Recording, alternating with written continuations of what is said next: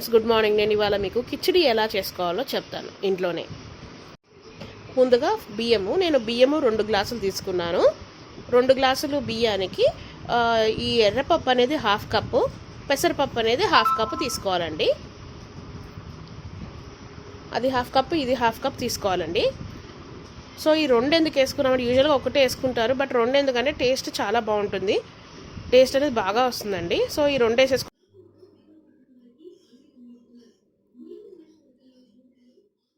ఇప్పుడు ఆ బియ్యం మొత్తం కడుక్కొని నానబెట్టేసుకోవాలి. తగినన్ని వాటర్ పోసుకొని, మీ కొలతకి తగినట్టు మీరు ఒక గ్లాసుకి 2 గ్లాసులు వాటర్ పోసుకుంటారు చూసుకొని పోసుకోండి. తర్వాత అంతలోకి అది కొంచెం స్టవ్ మీద ఎక్కించుకొని పొయ్యి వెలిగించుకోవాలి. పొయ్యి వెలిగించుకున్నాక తర్వాత వండొచ్చు. అంతలోకి మనం కొంచెం నూనె ఒక 2 స్పూన్లు నెయ్యి వేసుకున్నాను నేను.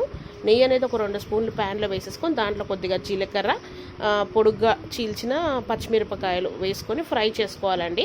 దీంట్లోనే కొంచెం పొడుగ్గా తరుక్కున్న ఉల్లిపాయలు వేయాలి. ఒక ఉల్లిపాయ వేయాలి.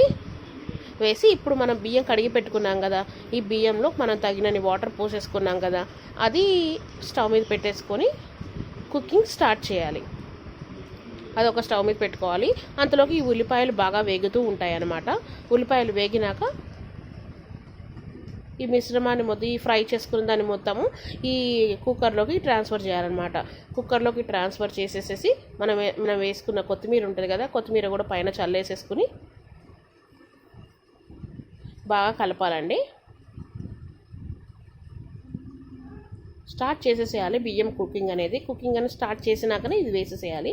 వేసేసి దీంట్లో చిటికెడు ఉప్పు, అంటే తగినంత ఉప్పు వేసుకోండి. మనం ఎన్ని బియ్యం పోసుకున్నామో ఎంత అన్నానికి ఉప్పు వేసేసుకొని బాగా కలిపేసుకోవాలి. మళ్ళీ మామూలు అన్నం ఉడికినట్టే ఉడికిపెట్టేసుకోవాలి దాన్ని.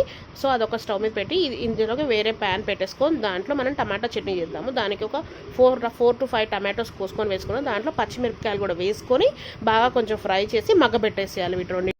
అంతలోగా ఈ అన్నం ఉడుకుతుందా లేదా అని ఒకసారి దీన్ని కలుపుకోవాలి. మనము చూస్తున్నారు కదా ఎలా ఉడుకుతుందో. సో మామూలు బియ్యం లాగానే ఉడుకుతుంది అండి.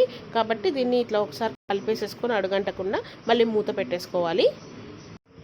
ఈ టమాటాలో ఉల్లిపాయ వేసుకొని గ్రైండ్ చేసుకుంటే ఇంతే అండి, టమాటా చట్నీ రెడీ అయిపోతుంది మనకి.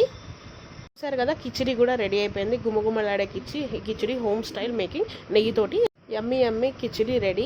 టమాటో పచ్చడితోటి ఆమ్లెట్ నంచుకొని తింటే చాలా బాగుంటుంది.